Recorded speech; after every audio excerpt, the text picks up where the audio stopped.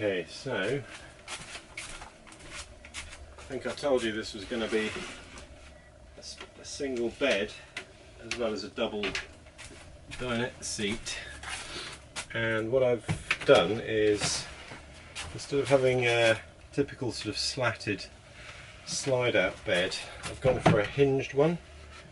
So there's actually two panels here, and it's going to slide forward, but once it's forward it's going to flip out. I'll show you how that's going to work. I've just finished cutting and painting a new fillet for the back so that when you slide the bed forward you don't get a gap.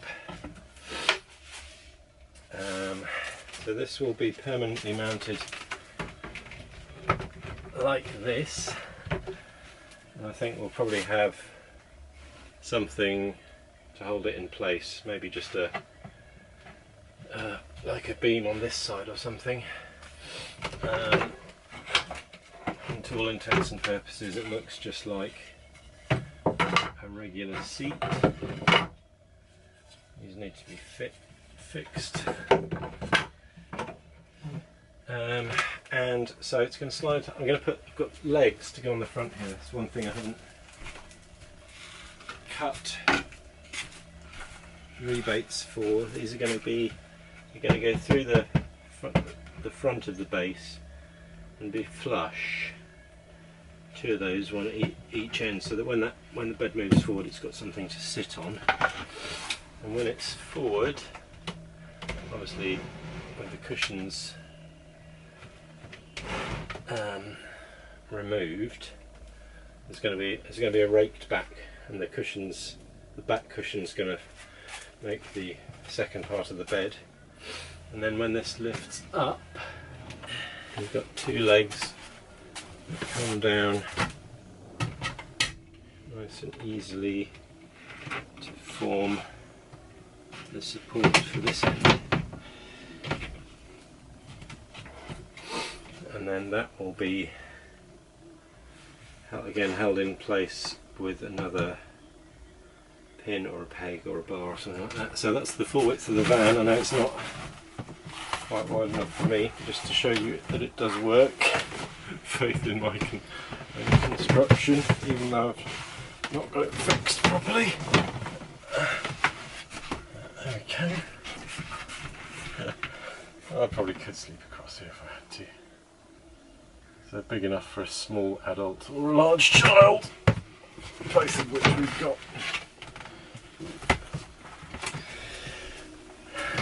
And those late nights or early mornings thinking about a solution for it. It's quite elegant, and it's with minimal faff, and utilises the space quite well. Okay, let's get these legs mounted on the front. I'm going to hide the back supports shortly. I'm building a little cubby hole behind to make sure that the space isn't lost, and then we'll mount this on the front, and that will give the perfect rake for the cushions. And I'll show you, it's going to sit proud of the support, so the fabric can go down the back of the backrest and be lifted off to form part of the bed base when it's needed. There we go, ready for cushions. And that little cubby hole in the back there, useful for I don't know what. We'll find out. Okay, so moving back, next thing is the shower room, and made a bit of progress. Picked some lining material. It's actually just sticky back vinyl. Probably needs to be covered with something a bit more waterproof to make it work. And what's changed is that I've found what I think is a better solution. I was going to have a drawer sink sliding out this way, and I just couldn't make it work with the electrical cupboard and the wardrobe. So I'm gonna, well, I think what I've got is a solution that works. I did have some shelves which were going to be behind a door which opened, that revealed a view outside should we ever need that. I can't think for what reason. But instead what I've done is found a sink that is sizable enough to use as a sink, and it will of course be an alternate sink to the kitchen sink when that's plumbed in, because the bed when it's out, the double bed when it's out, will block that sink. So we can in theory use this for filling a kettle or whatever we might need it. And I love the luxury of having two sinks in a bathroom, in a camper van.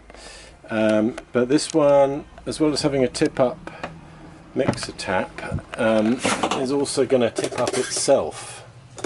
So it's going to fit, it mounts onto there and flips up into that recess, and is virtually flush to the wall when it's in situ. So I've now got to figure out the plumbing.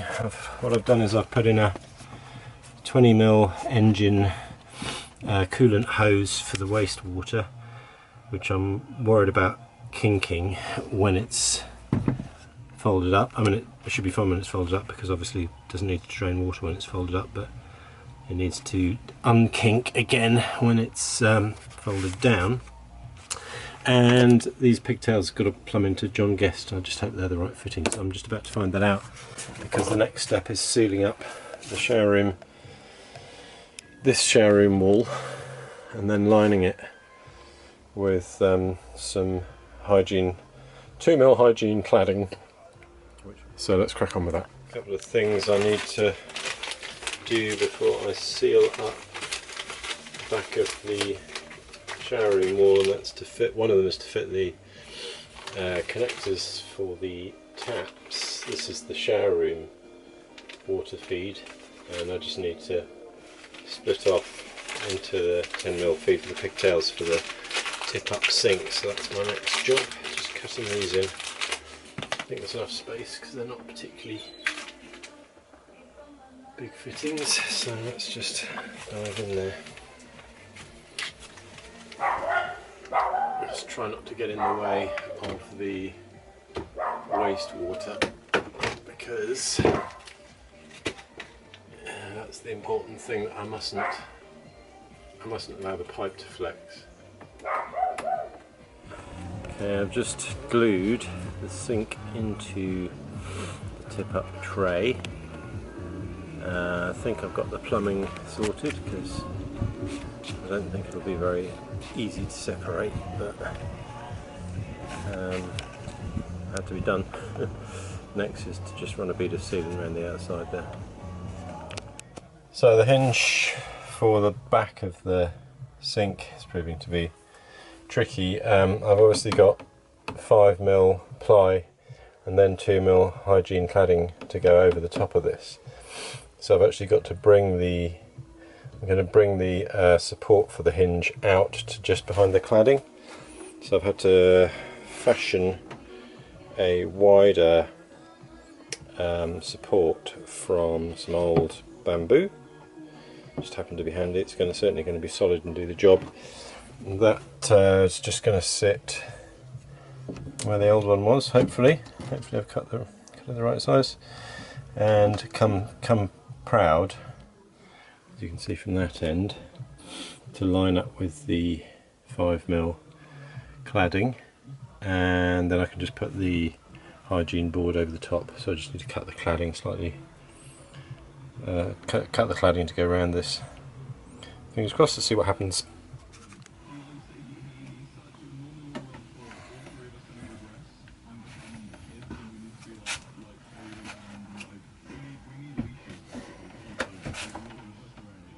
So I've just screwed the hinges in for the first time for the tip-up sink, and testing the angle and its ability to close. And the sink itself is making contact with the sliding rail for the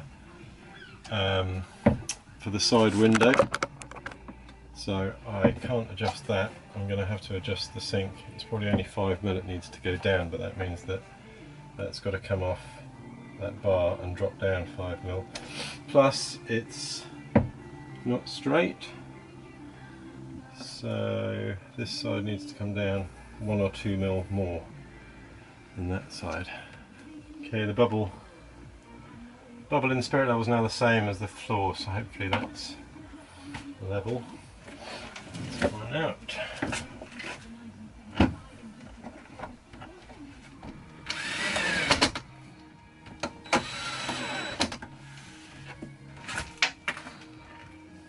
What's that?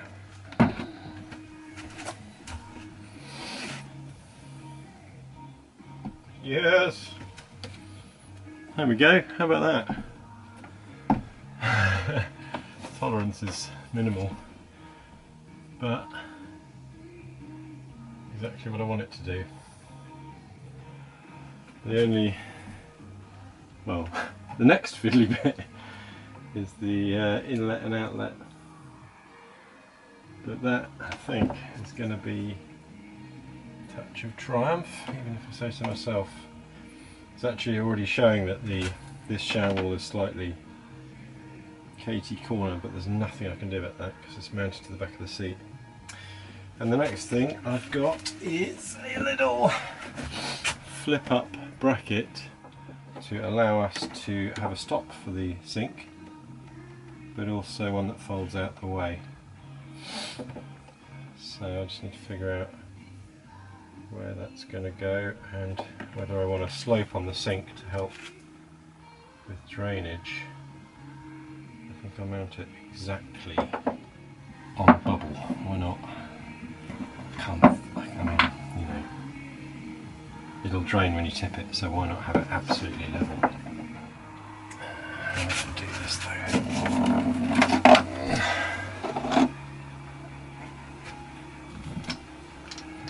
This is where working on your own presents problems.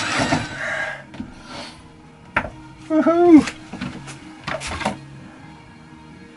How about that? I need a latch. I need a latch for the top. So this is coming together. It's a bit rough around the edges, but it does exactly what I wanted it to do. And I'm just finishing off closing up these the rear wall now with the lining, the ply lining, 5mm. This is backed with cladding, just like this is, and the shelf is. That's just painted white anyway, but it's glued in there now. And I've got a ply panel here with white cladding on the back as well, so it should look good even when you can see it through the window. I've run the waste water pipe. It will be visible when the sink's up. Nothing I can do about that. I just have to make it look tidy when it goes through the recess. It just runs down along here and then through into the electrics cupboard and will eventually drain out through the van floor there somewhere. This is the back of the missing piece of the puzzle here. It's slots in it rather conveniently, rather tidily in here.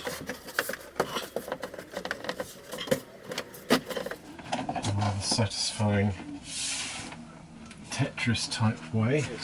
Be amazed if this works first time, and in fact amazed that you'll be able to see it given the lighting conditions. Okay, I've got the hole for light switch here, and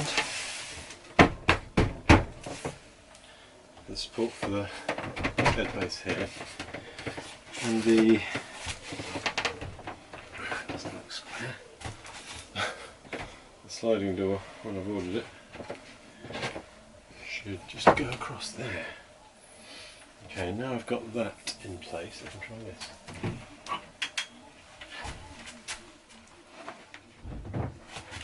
This part.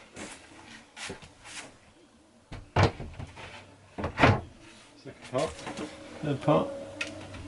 Oh, it's only just on the edge. This would need adjusting.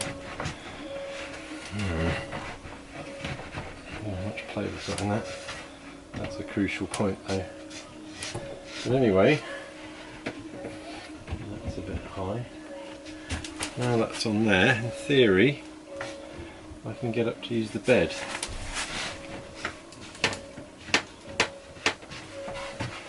Things are sounding a bit creaky. Yes, that's going to be good for the light switch right there.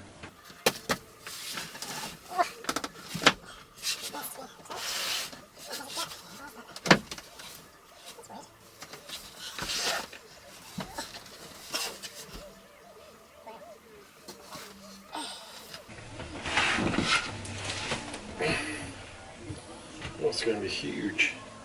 Plenty of space for another adult. And even if I have to go further over, loads of space on that side. So in the night, the shower door can be open or closed, and you can still scooch out of bed. I was going to say I'm going to have to put steps, fold down steps on this side, so you've got something to climb down on. If you happen to leave the sink down overnight, which I guess you might want to, you've still got enough room to walk through and use the loo, although I guess it depends on whether the loo is on this side or not, because if it is, you obviously won't be able to use it with the sink down. And once that's up out of the way, maybe the loo can sit under there, and then put this back down, wash your hands, go back to bed. That was the plan. Okay, and here's the view with the occasional single front bed down. So this space is all usable even when 3 people are asleep in the van, which is good. That's kind of what I had in mind. Obviously it's not a huge space, but if you need to get dressed or undressed or use the loo, you can get to it from the front bed or the back bed. Woohoo!